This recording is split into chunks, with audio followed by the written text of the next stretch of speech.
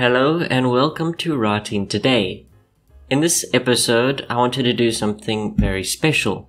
So I wrote a blog post recently on how to write mysteries, specifically ones about detectives. This is a genre that really inspired me to start writing. But unfortunately, it is also one of the more difficult genres for me to tackle. Mysteries are supposed to be complicated, or at least a bit more difficult to write than other genres. There's a lot of intrigue, it's a lot about hiding details from the reader.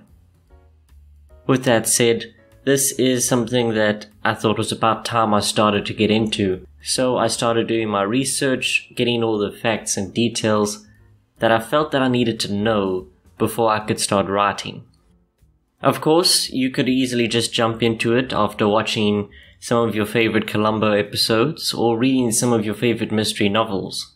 However, I wanted to give it my best shot, so to start off with, I wanted to do a lot of in-depth research into how the police system works, how the legal system works, and so on. So that way I could create something that I felt was a bit more real and a bit more in depth than my surface understanding of how detective stories work. So this is my detective writing toolkit, or at least the first iteration of it. For those of you who are listening and are interested in writing a detective story, I highly recommend checking out this blog post on my website, as I won't be able to give all the information that I have written there. This is also a blog post that I want to update over time to include more information that I learn along the way, or that you share with me in the comments. So if you want to take full advantage of this video and the future Detective Toolkit videos, I do recommend visiting my website, thepentsleuth.com. You will have a direct link to this blog post in the description below. With that said, let's begin. First, I want to discuss the cliché detective versus the realistic detective. While I might be wrong in assuming a cliché detective can't be realistic, I'm simply referring to the detective that has its own version of Pulp Fiction. The suave ladies' man sitting in a smoky room, wondering why everything is in grayscale, until he is blinded by the next soft-focus damsel in distress with legs for miles, who comes waltzing in through their office door. You know the type. The realistic detective, on the other hand, is overworked, working 3 cases at once instead of the odd case that crosses their desk. These are most likely police detectives who have their own problems, their own dramas.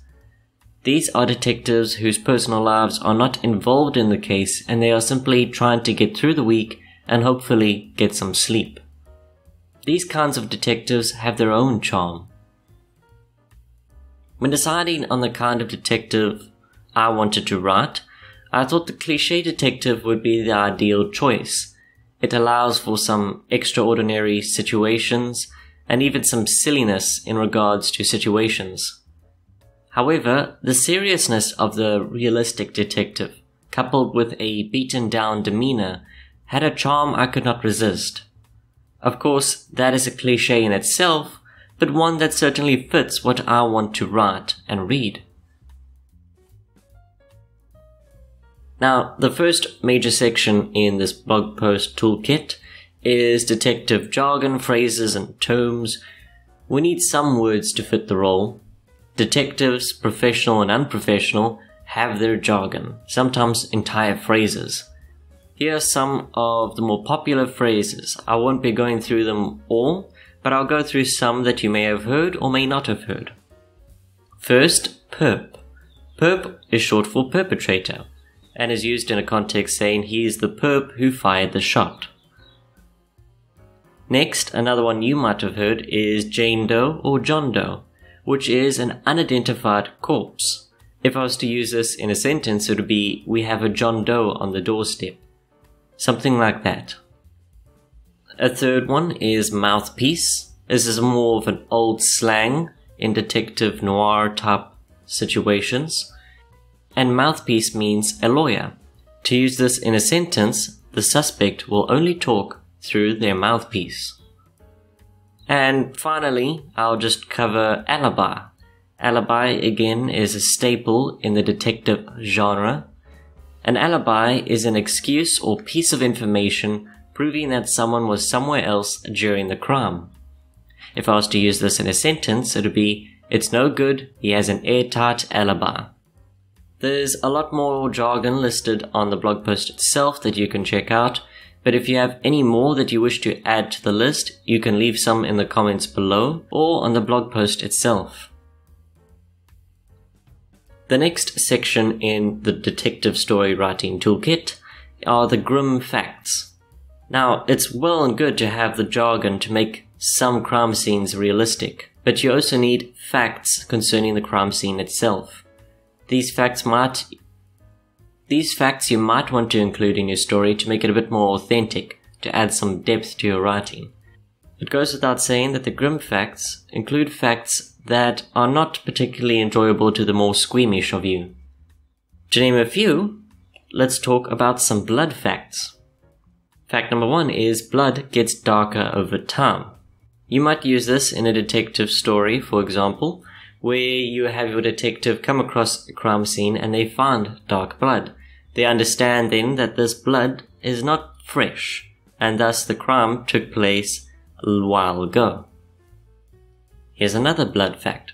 Blood splatters are larger the further they are away from the source. So again, this is something your detective would be knowledgeable on and make reference to when providing evidence. These are the kind of details, and there's a lot more as well in the blog post. Be sure to check them out. The section following this are the legal facts. Now, I'm not particularly well versed in legal matters, and it's a crucial side of some detective stories. So this list of legal matters and facts that I have on the blog post isn't particularly long. I would appreciate those who are knowledgeable in these matters to provide any more facts. With that said, here are some legal facts that you might use in your detective story. First, suspects should be kept separate to ensure they don't corroborate their stories. Of course, this makes sense when investigating a crime scene and there are many possible suspects. You don't want them to have the same story prepared, if of course they are guilty of something. Fact number 2 is a judge grants search warrants for the police to search a person's home. Without a warrant, it is illegal. Fact number 3, a jury in a trial must consist of randomly selected members of the community. Biased jury members can be screened by the defendant's attorney. Of course, this is a fact that you can play around with in your detective story. Perhaps the defendant's attorney is not someone that's helping the defendant, and perhaps they are planted individuals inside the jury. Thus, the trial is corrupt. Something like that would make for an interesting twist to a story. The next section in the detective story writing toolkit are detective tips. These are some techniques that your detective, gumshoe or sleuth might use for examining a crime scene or interviewing a person. If you have any more to add, be sure to let me know. Here are some tips. In homicide, the spouse is always the first suspect. Tip number 2, people with military backgrounds are more likely to stand with their hands behind their backs. Tip number 3, when clasping their hands, a person's dominant hand will have that hand's thumb on top. The next section are the tips for writing a mystery novel. These are some key tips for writing the mystery side of your novel or detective story. Some of these you might be familiar with, some might not fit your style of writing or the story you are going for, but there are sure to be some tips you need to keep in mind when writing a novel. Here are 5 tips that I can share with you. You can read the rest on the blog post. Tip number 1 is to present your clues. Let the reader try to figure them out. Tip number 2, when hiding the answers, use red herrings to distract the reader. Tip number 3, the city setting is classical, but that doesn't mean you can't write a small town mystery. Consider both settings before you start plotting your story. Tip number 4, a smart villain makes for a better mystery. Tip number 5, when making a complicated story, try not to overcomplicate it. Set a limit for details and clues. Simplify some details before you start to add some more. This will make it a lot easier to follow while still maintaining this in-depth, convoluted chaos that is some mystery novels. Now the section that follows these writing tips are police ranks. When it comes to police ranks, I researched the American police system. I found a truly helpful page that gave me the lowest rank to the highest rank in a police department. You can check it out for yourself. It's also a link provided there on my blog post if you are interested. But here are some simplified versions of the police ranks from lowest to highest. If I made any mistakes, be sure to let me know as well. The lowest rank we have is the standard police officer. Their duties include responding to crimes or accidents, interviewing suspects and witnesses, writing reports, and other similar tasks. The next rank is the police detective. A detective is usually assigned to a specific division, from narcotics to robbery to homicide. There are higher ranks of detectives who act as superiors. They manage the lower ranks of detectives. The next rank is police sergeant. The sergeant is much like the manager of these lower ranks of police officers. The sergeant will respond to calls from police officers, handle some administrative responsibilities, such as coordinating patrols, and so on. Next we have police lieutenant. Much like sergeants, lieutenants are simply imbued with more powers and duties. Lieutenants, depending on their class, can assist detectives, acting as commanding officers. Lieutenants are also assigned specific divisions and can be called upon to assist in high-profile cases. The next rank is the police captain. A captain oversees their geographical division, ensuring that all under them are performing their tasks in accordance with department policies. The captain manages other administrative responsibilities, such as budget requests and activity reports. They are also the ones who interview and swear in civilian personnel for their division. Police commander is the next rank. The commander's power in the department is even greater, ensuring the efficiency of the bureau they are assigned. The commander conducts audits on operations, makes suggestions to higher management on boosting productivity, and so on. The next rank we have is the police deputy chief, the second highest rank for police officer. Working with the police chief, the deputy chief is assigned a specific bureau, from detective to internal affairs, as the commanding officer. The deputy will perform the duties of chief of police in the absence of the chief of police.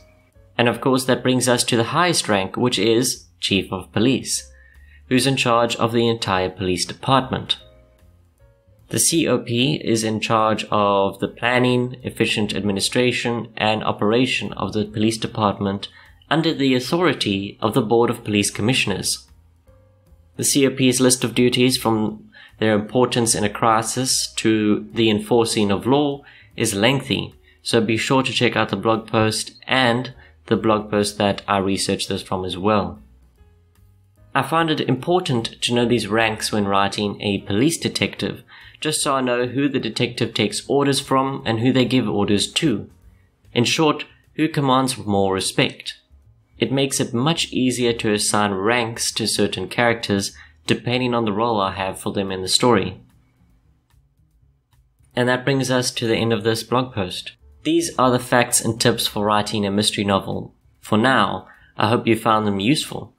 This is an ongoing blog post that will be updated regularly, and as some of my students know, it will make an excellent starting point for my next course, which is writing a detective story filled with mystery. I look forward to discussing the genre with you and sharing new ideas. It's a personal favorite of mine, and I'm sure it is for the many of you listening to this. If you have any more information that you wish to provide and add to this ongoing blog post, be sure to do so in the comments. It will not only help me write my future detective stories, but also help other writers who are interested in this sort of genre. You can find this blog post on my website, thepennedsleuth.com. I'll leave a direct link to it in the description below. Thank you for listening, and as always, good day good night, and happy writing.